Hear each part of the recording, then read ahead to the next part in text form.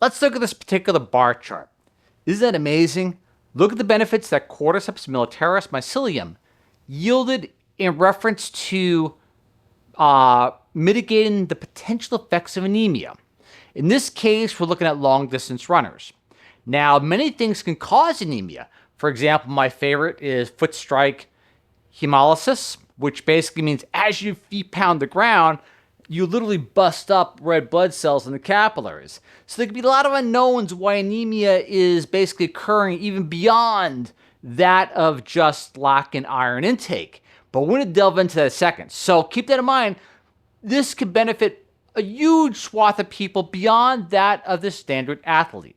Now, so as we look at this, so you look at the basically, now you see it, I don't, as far as the hemoglobin, hematocrit,